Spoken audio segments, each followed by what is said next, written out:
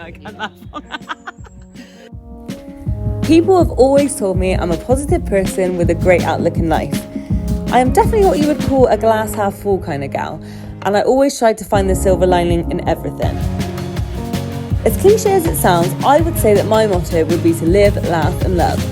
And the reason I am able to be like this is because of all the positive people that surround me with their inspiring stories, and what I want to do is give them a voice and to share them with you.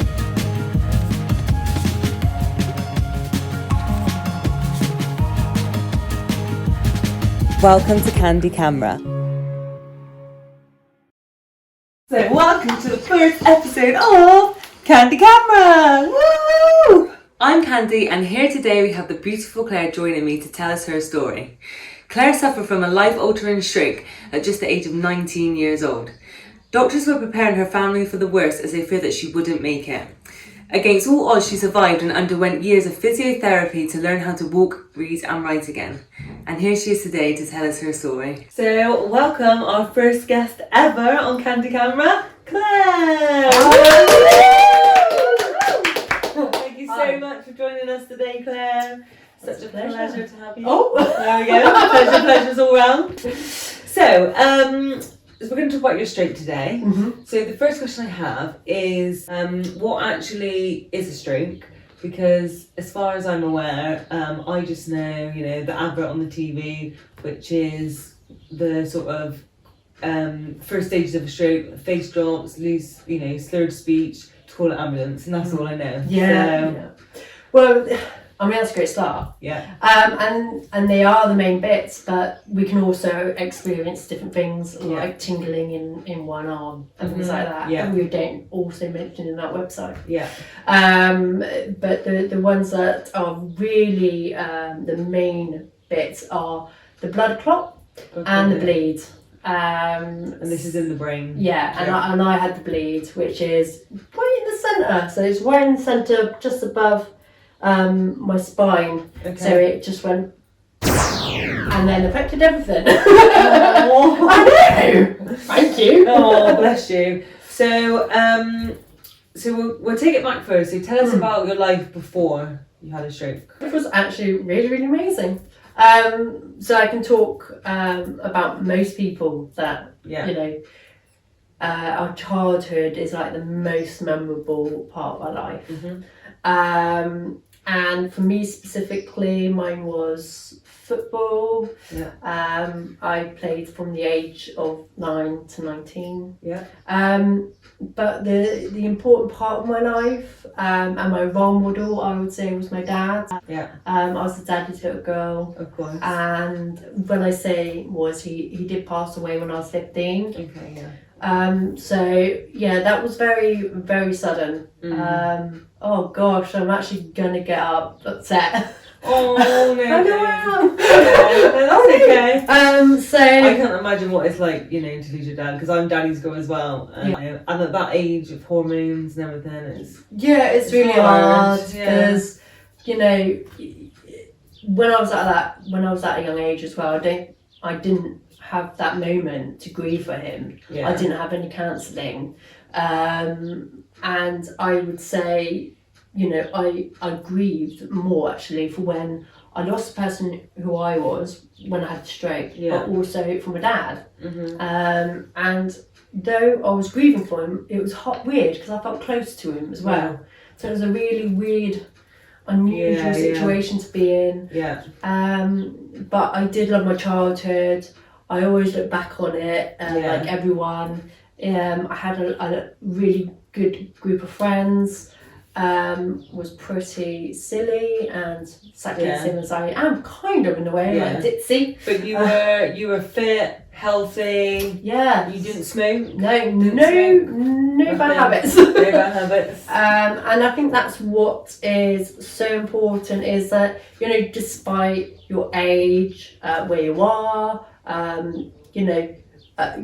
your ability, or you can still have it. Yeah. And these are just factors that may contribute to it, like smoking and drinking, but at the end of the day, anyone can get it. Yeah. And at any age. At any age, yeah. And that's why I kind of like feel very passionate about talking about it now because it's something that needs to be discussed.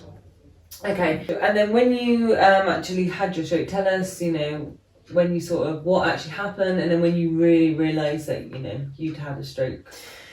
Yeah, so, well, it's really difficult to know exactly what contributed to it, so it could have been many factors. Yeah.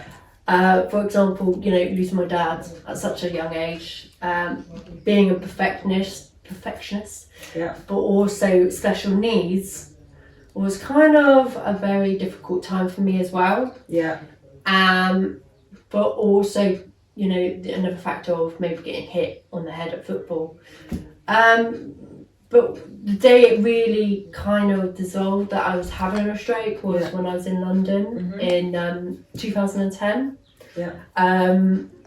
So, you know, I was in the underground, and I just collapsed after going to a restaurant and not being well.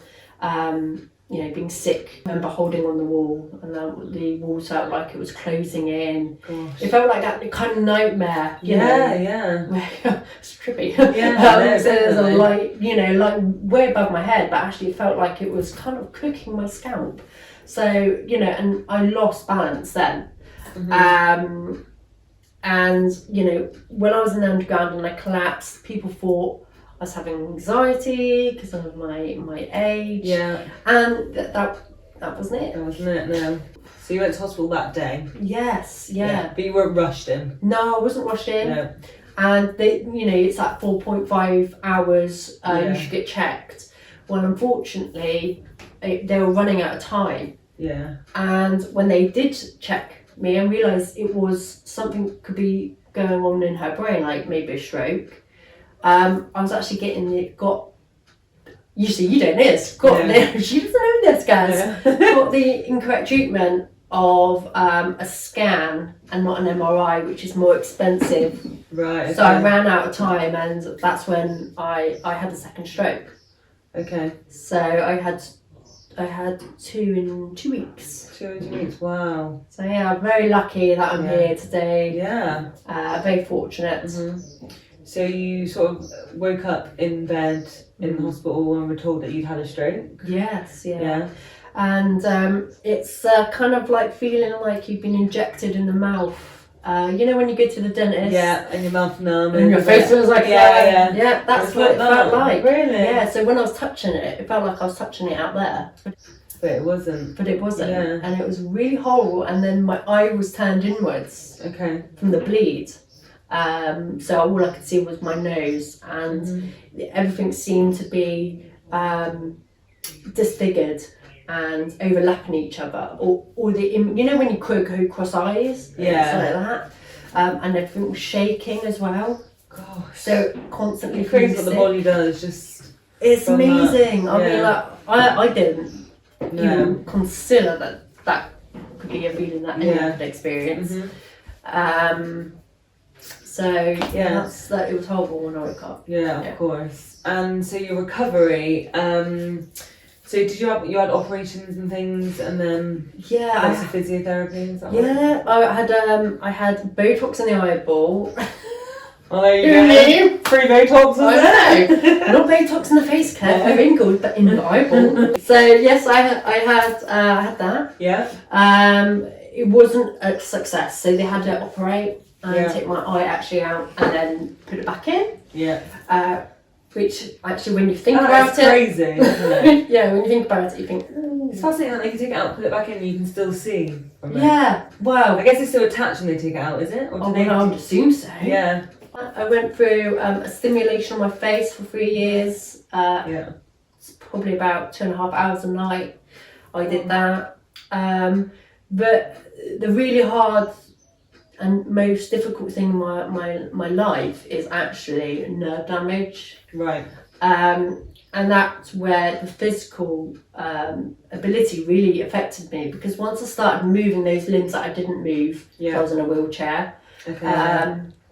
Once I started waking them up, it was like my nerves were not used to it, and my brain was kind of giving messages to my nerves of what's happening. Yeah. And it's like a broken circuit. Okay, yeah. And that's where we all talk about, we can adapt and we can regrow nerves and things. But for me, I can remember, once I started moving, my arm, I had to be hospitalised for 2 weeks because my arm felt like it was breaking. Yeah. So it will look like absolutely fine, but my arm will feel like it's been snapped in half. Really? Yeah. Strange. So like where people can't feel their legs Yeah. and they have phantom feeling. Yeah. It's kind of like that. Similar to that, yeah. And you had to start from the beginning again, so like a baby, wasn't it? Like, learning how to walk and everything again, just absolutely everything. No, I told you, didn't I? Yeah. About that briefly. Yes, no, I mean that was really hard. Yeah. My mum just standing there and this girl that she's brought up like for 20 years, you watch her grow, is now being reborn again and crawling on the floor. It's strange how things go, and I think family, my mum found it hard as a carer to see her daughter like that. And it is amazing how the brain really can relearn all these things again, even after all of that stress. I think it's neuroplasticity. But it is, I mean, it is crazy how we can relearn. And I'm starting to run as well. Yeah, amazing. And this is 10 years after my stroke. Yeah. And because I'm using my toes, I'm feeling my nerves waking up from my toes. Wow, after 10 years? Yeah, it's incredible. So don't give up, because if someone says that limb's useless, it's totally down to you for that limb to just carry on. Time. Yeah, consistent. So on to Hope for Stroke. So you now work for the Stroke Association. Yes. But Hope for Stroke is your own. Is it charity or? Well, that's a difficult one actually. I don't know. I mean, I would like it to be a charity. I would like to be able to give time for people to actually use online tools like what they call it, Zoom. I think they call it these days, or Skype, and actually be able to talk to people one-to-one and actually give more time to them than maybe what I could provide them at Stroke Association, because obviously the paperwork's involved as well. Yeah. But I've done that for probably about 7 years. Wow. And it's all about positivity, quotes. That's what we're all about here. We love quotes. Positive vibes, y'all. Okay, so next we have Kandy Slime Box. Woo! So, in my slime box, and let me just add, this slime box is the most random thing in the world, and it got given to me and my friend on a night out by a random man years ago, and we've kept it, and I just had to get it involved because it always seems to just pop up again. Should I be worried? So, you should be worried. Okay. So in this Kandy slime box, we have lots of different words with different positive words. We have different topics, and basically what I want you to do is just to pick one out and just sort of say what comes to mind when you see the word. Okay. So. Okay. Dun, dun, dun, dun, dun. Marbles. What is it? Well, it's a slime box. So if you want to dip your hand and give it a little rummage, go on, that's it. Get your hand. That's so weird. I know. Oh, I don't know if I like it or not, if it's disturbing. Okay, so what word have we got? Success. Oh, success. Oh, okay. So, what's success? What comes to your mind? It doesn't have to be right. There's no right or wrong Just answer. success with my journey. Yeah. Well, I think that's a great word, because Claire is at success. That is actually so sweet of you to say it. You are. That's really cute. Thank and you. I'm kind of like this because I'm like, Declare the success. Woo! Okay. They're quite sticky.